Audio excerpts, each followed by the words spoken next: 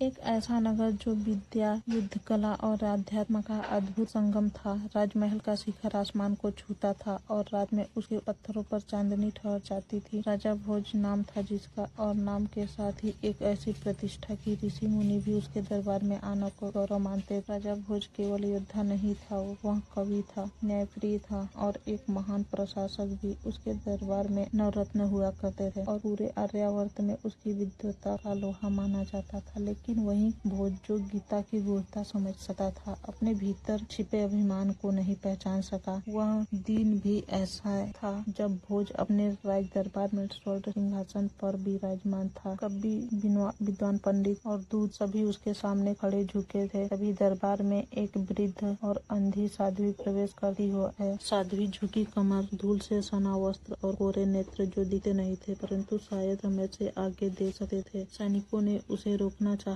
पर राजा भोज ने उसे आने की आज्ञा दी। साध्वी ने अपना चेहरा आकाश की ओर उठाया और बोली, यह सिंहासन तपस्वियों के बल से बना है। इसके ऊपर बैठने का अधिकार केवल उसे है जो अभिमान से रहित हो।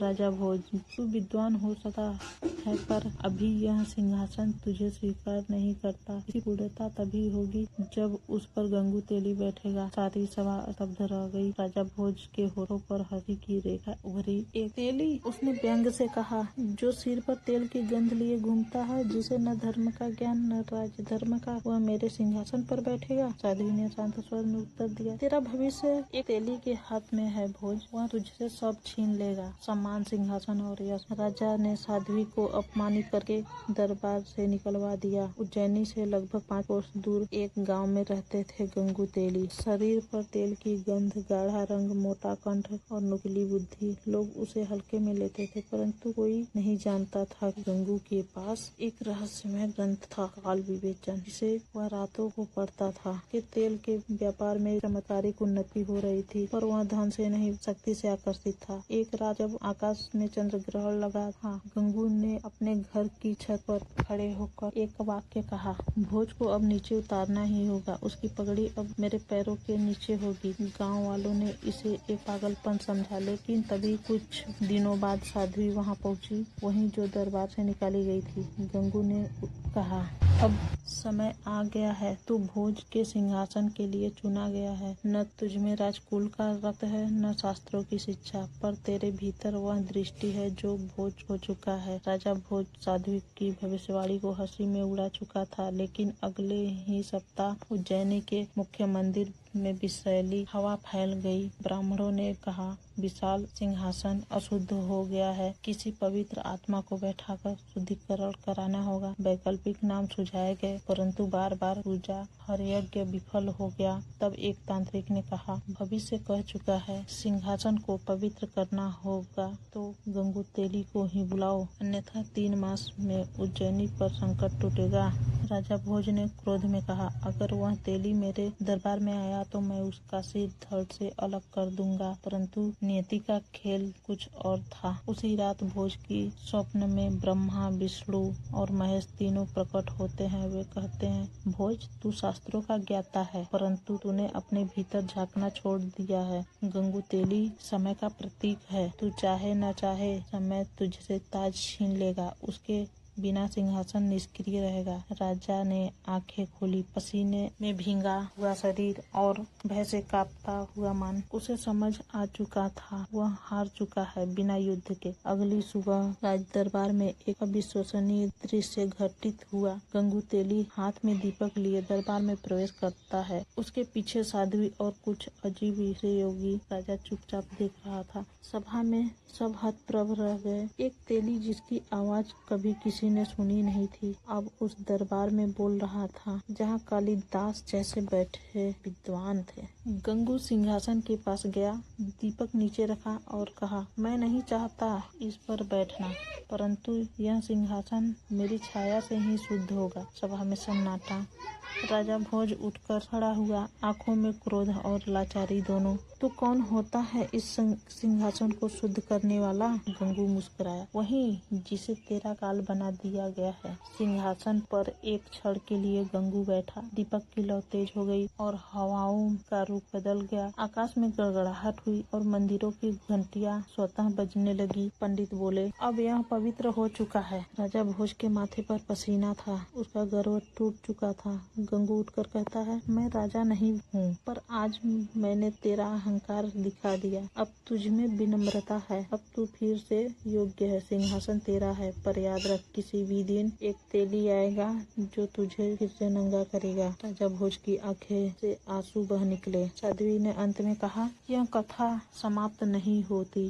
जब जब राजा अपने सिंहासन को खुदा समझेगा, कोई गंगू तेली अवश्य जन्म लेगा। गंगू चुपचाप उज्जैनी छोड़ देता है। उसके पीछे केवल रहस्य रह जाता है। राजा भोज ने अंत में गंगू तेली को सिंहासन पर एक पल के लिए बैठने दिया। वह क्षण भर का था, पर प्रभाव शताब्दियों तक बना रहा। गंगू ने राज सिंहासन को छू लिया था और जैसे ही वह उठा, उज्जैनी में देवताओं के मंदिरों की घंटियां अपने आप बज उठी। साध्वी मुस्कुराई। अब सिंहासन पवित्र है, पर तेरा समय अभी और परखा जाएगा भोज। राजा भोज ने विनम्रता दिखाई। गंगू को ससम्मान विदा किया, पर एक प्रश्न उसे भीतर ही भीतर खाए जा रहा था। वह तेली कौन था और उसमें ऐसी रहस्यमय शक्ति कहाँ से आई? गंगू तेली उज्जैनी से चला गया, यह लोगों ने मान लिया, परंतु असल में उसने नगर के बाहर एक वीरान आश्रम में डेरा जमा लिया था। वहाँ रात कई ऐसे लोग आते, व्यापारी, साधु, चांडाल, छत्री, जो भोज से असंतुष्ट थे। गंगू कहता, राजा वही जो भू को देखे, राजा वही जो सत्य बोले, राजा वही जो सिंहासन की नहीं न्याय की पूजा करे। भोज अब थक गया है। अब समय है एक नई व्यवस्था का। वह क्रांति की नींव रखा था। राजा भोज ने सिंहासन पुनः प्राप्त किया, परंतु उसकी आत्मा अब घायल थी। हर दिन उसे लगता जैसे कोई छाया उसे देख रही है। कभी उसे अपने आते समय जिसमें गंगू तेली राजमहल में बैठा हंस रहा होता, कभी कोई योगी दरबार में आता और कहता, गंगू अभी गया नहीं है, वह तैयारी कर रहा है। राजा का मानसिक संतुलन डगमगाने लगा। उसने राज्य ज्योतिष को बुलाया। क्या मेरे जीवन में पतन लिखा है? ज्योतिष ने तारों की गणना की और फिर थरथरारे स्वर में कहा, आपका सूर्य अस्त होने की तैयारी कर रहा है। एक नया नक्षत्र उदय हो चुका है, जिसका नाम है गंगू। राजा भोज ने विशेष गुप्तचरों को नियुक्त किया। गंगू की तलाश में 3 मास तक कोई खबर नहीं मिली, पर चौथे मास एक गुप्तचर रक्त में लथपथ लौटकर आया। उसने सिर्फ एक वाक्य कहा, गंगू अब राजा नहीं बनना चाहता, वह व्यवस्था को बदलना चाहता है, और फिर उसने दम तोड़ दिया। यह सुनकर राजा भोज सिहर उठा। यह मात्र विद्रोह नहीं था, यह एक विचार था जो राज्य की जड़ों को हिला सकता था। एक रात एक वीरान गुफा में गंगू ने एक सभा बुलाई। इस सभा में कुलीन नहीं, बल्कि शोषित थे, किसान, वेश्याएं, चर्मकार, निर्धन ब्राह्मण और बूढ़े युद्ध विकल सैनिक। गंगू उनके बीच खड़ा हुआ और बोला, आज से यह दरबार है, तेली दरबार। यहाँ निर्णय जन्म से नहीं कर्म से होगा। यहाँ तिलक नहीं तर्क चलेगा। यह पहली बार था जब कोई शासन सत्ता के बाहर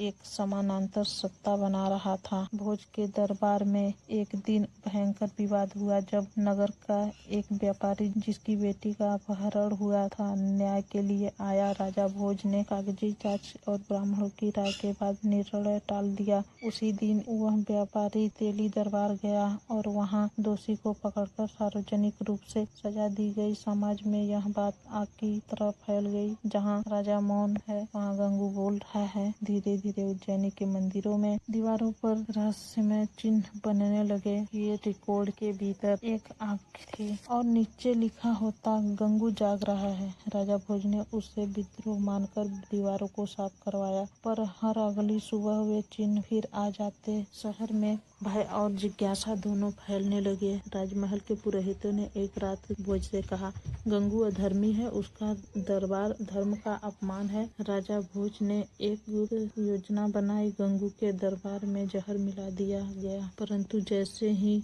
एक पुरोहित ने पहला कौर खाया, वह स्वयं गिर पड़ा। उसी रात 5 ब्राह्मणों ने महाकाल मंदिर के बाहर अपना आत्मदाह कर लिया और वहाँ लिखा, धर्म अब राजा के पास नहीं। राजा भोज अब टूट चुका था। उसने गुप्त रूप से साध्वी को खोजने का आदेश दिया और वह मिली मृत अवस्था में गंगू के आश्रम के पास। उसके शरीर पर केवल एक पंक्ति उकेरी गई थी, जिसे समय मार दे उसे कोई बचा नहीं सकता। 1 वर्ष बीत गया। उज्जैनी अब 2 भागों में बटी थी, भोज की राजधानी और गंगू का अंधकारमय न्यायालय। फिर एक दिन भोज स्वयं गंगू के दरबार में गया। न कोई शाही वस्त्र न रथ, केवल सफेद चादर ओढ़े। वहां पहुंचकर उसने कहा, तू जीत गया गंगू, तुझे राजा बनना चाहिए। मैं अब थक चुका हूँ। गंगू ने उसकी ओर देखा और कहा, मुझे तेरा सिंहासन नहीं चाहिए भोज, मुझे वो आंखें चाहिए जो तूने खो दी थी। जा उज्जैनी, तुझसे फिर से न्याय चाहेगी, और अगर तू फिर से अंधा हुआ तो अगली बार सिंहासन पर केवल मेरा शव नहीं, तेरा भी होगा।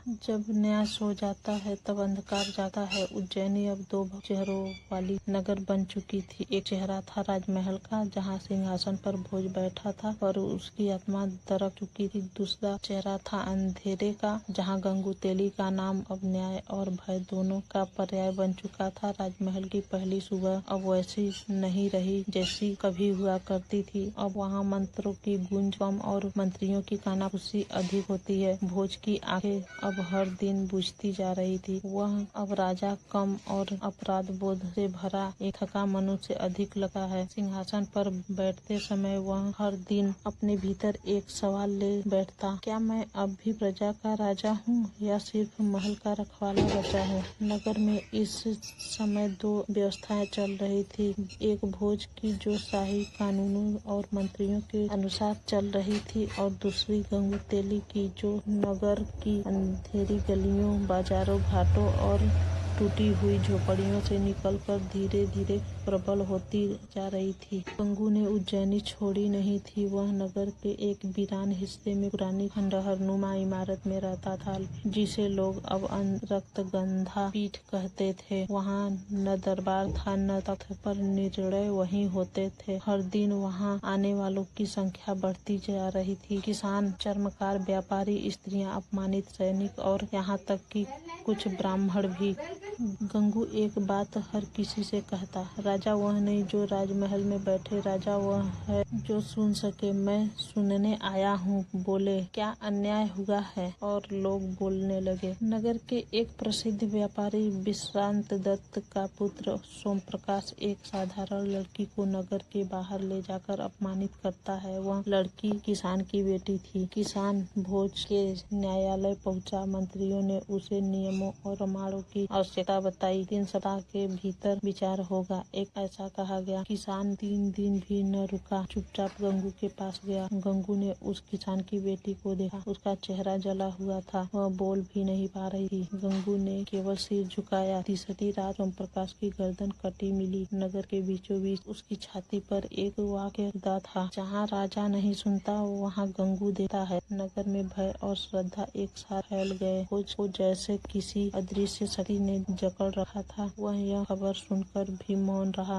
राज्यसभा के प्रधानमंत्री चाणक्य ने कहा, महाराज, यह राज का अपमान है। तेली अब आपकी सत्ता को चुनौती दे रहा है। भोज ने धीमे स्वर में कहा, या शायद मैं ही सत्ता की परछाई बन चुका हूँ। भोज अब राजनीति नहीं, आत्मा से जड़ रहा था। वह हर दिन मंदिर जाता पर मन में शांति नहीं पाता। सेनापति रुद्र प्रताप भोज का सबसे पुराना विश्वास पात्र नगर में एक सभा करता और कहता, तेली दरबार न्याय नहीं आरक्षता है, उसे कुचलना होगा। उस रात वह अपने 4 पुत्रों और पत्नी के साथ पांचकरी घाट पर स्नान करने। रुद्र प्रताप और उसके 4 पुत्रों को जीवित जला दिया जाता। उसी पत्नी की लाश महाकाल मंदिर की सीढ़ियों पर रखी जाती। हाथों में एक पर्चा था, राजा अगर चुप रहे तो प्रजा न्याय ले लेती है। भोज ने यह सुना और चुप रह गया। 1 सप्ताह बाद गंगू ने उज्जैनी के बाहर एक स्थान चुना, जहाँ 5 चिताएं एक साथ जली थी। उसी स्थान पर उसने अग्नि सभा नामक आयोजन किया। यह सभा कोई शाही आयोजन नहीं था। यहाँ कोई तख्त नहीं था, केवल एक अग्निकुंड था और नियम केवल एक,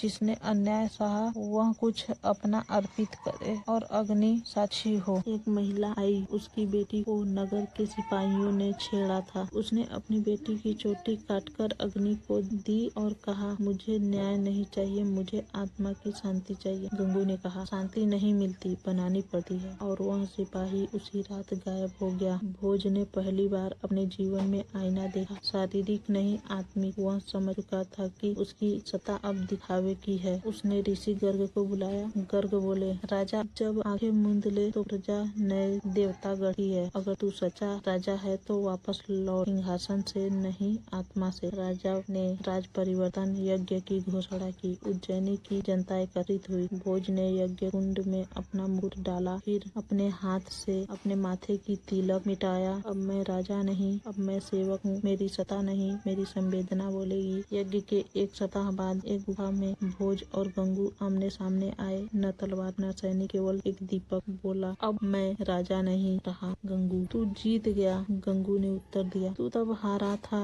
जब तूने सिर्फ राजमहल को देखा था। अब तू देख रहा है उज्जैनी को। तू हारा नहीं, जागा है। भोज ने सिर झुका दिया।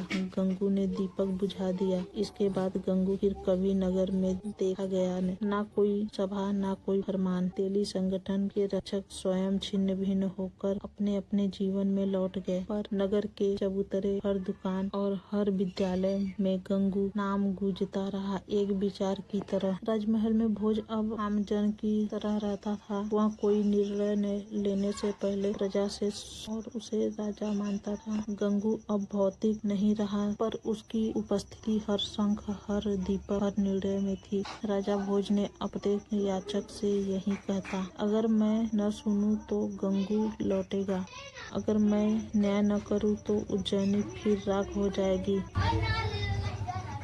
एक नया युग शुरू हो चुका है, जहां राजा और तेली दोनों मिल चुके थे, पर विचार अमर हो गया था। चारों दिशाओं में गूंज रही थी ढोल नागड़ों की आवाज। नगर में उत्सव का माहौल था, लेकिन प्रजा के चेहरों पर कोई रौनक नहीं थी। महलों के ऊंचे परकोटों में झंडे फहराए जा रहे थे, सैनिकों की परेड चल रही थी और शाही रसोई में व्यंजनों की महक आ रही थी। परंतु यह सब कुछ उस आदमी के लिए हो रहा था जो कभी तेल पेरता था, गंगू तेली। गंगू अब राजा बन चुका था। वह भोज के सिंहासन पर बैठा था, वही सिंहासन जो पूर्वजों की बुद्धिमत्ता, वीरता और धर्म से सुसज्जित था। अब उस पर बैठा था एक ऐसा व्यक्ति जिसे चतुराई और कपट से सदा हड़पी थी, पर गंगू को इससे कोई फर्क नहीं पड़ा। उसने शाही वस्त्र पहन लिए, मुकुट पहनकर आईने में खुद को निहारा और गर्व से बोला, अब देखो कौन कहता है कि तेली राजा नहीं बन सकता। गंगू का अहंकार सिर चढ़कर बोलने लगा। दरबार में बैठे दरबारी अब भोज की तरफ नहीं, गंगू की तरफ देखकर मुस्कुराते। पहले जो भोज के आदेश पर उठते थे, अब गंगू की एक आगे इशारे पर झुक जाते थे। जो चाटुकार पहले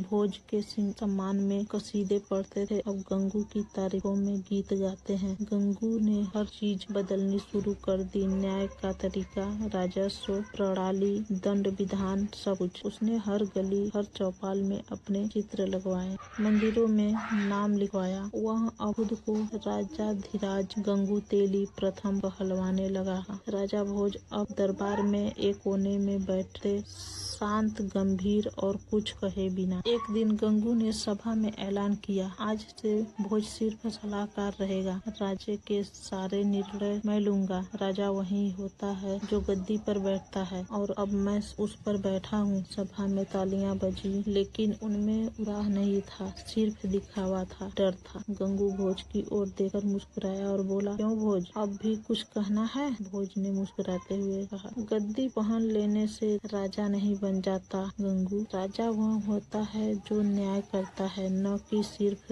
राज करता है। गंगू चिढ़ गया, लेकिन भोज की बात को अनसुना कर दिया। समय बीता गया, गंगू के अत्याचार बढ़ते गए। उसका न्याय तो न्याय नहीं बल्कि तमाशा बन गया था। उसने हर उस व्यक्ति को दंडित किया उसकी आलोचना करता था। गांव से जबरन पर वसूला जाने लगा। मंदिरों की संपत्ति पर अधिकार कर लिया। रसोई में सैकड़ों पकवान बनते जबकि नगर के बाहर गरीब भूखे मरते। एक दिन एक बूढ़ा किसान दरबार में आया। उसके चेहरे पर झुर्रियां थी, कपड़े फटे हुए। उसने घुटनों पर बैठकर कहा, महाराज, आपके सिपाहियों ने मेरी जमीन छीन ली, मेरे घर की औरतों को अपमानित किया। मैं न्याय चाहता हूँ। गंगू ने उबर कहा, तू मुझसे सवाल करता है? किस हिम्मत से? फिर सैनिकों को आदेश दिया, इसे 20 कोड़े लगाओ और नगर से बाहर फेंक दो। सभा स्तब्ध थी। भोज ने किसान की ओर देखा, फिर गंगू की ओर, पर चुप रहे। उन्होंने सिर्फ अपनी मुट्ठी भींची और सिर झुका लिया।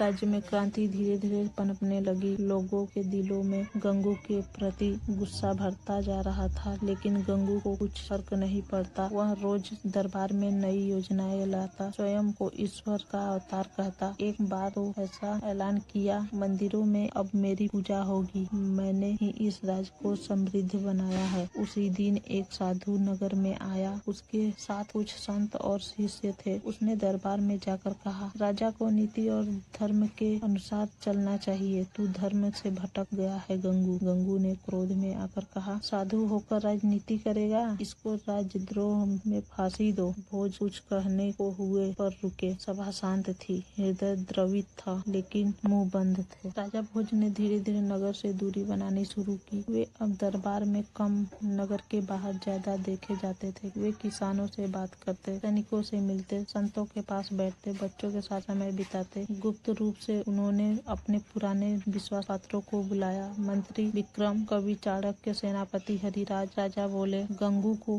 बल से हटाना चाहिए, पर यह नीति के विरुद्ध होगा। हमें जनमानस को जगाना होगा, उन्हें सत्य का एहसास कराना होगा। धीरे धीरे भोज की सभाएं लगने लगी। मंदिरों में, बागों में, गाँवों में वह धर्म, न्याय और सच्चे नेतृत्व की बातें करते। लोग उनकी बातों को ध्यान से सुनते और उनका हृदय जागरा। फिर एक दिन भोज ने गुप्त सभा बुलाई। उन्होंने कहा, समय आ गया है जब जनता स्वयं तय करेगी कि कौन उसका राजा होना चाहिए। मैं युद्ध नहीं चाहता, पर अन्याय को सहना भी अधर्म है। सैकड़ों लोग खड़े हुए। हम आपके साथ हैं महाराज। गंगू को खबर मिली कि भोज जनता में लोकप्रिय हो रहा है। उसने तुरंत सभा बुलाई और दरबारियों से कहा, भोज मेरे खिलाफ षड्यंत्र रच रहा है, उसे गिरफ्तार करो। लेकिन दरबार के लोग भी बदल चुके थे। वे चुप रहे, किसी ने कोई आदेश नहीं माना। गंगू ने अकेले सिपाहियों को भेजा भोज को पकड़ने के लिए, पर वे खुद भोज के समर्थक बन चुके थे। राजमहल की दीवार पर अब डगमगाने लगी थी। गंगू डरने लगा। उसने राजकोष लूटकर भागने की सोची, पर द्वारों पर जनता थी। जनता अब न्याय चाहती थी। भोज ने नगर के मुख्य चौराहे पर दरबार लगाया। हजारों लोग जमा हुए।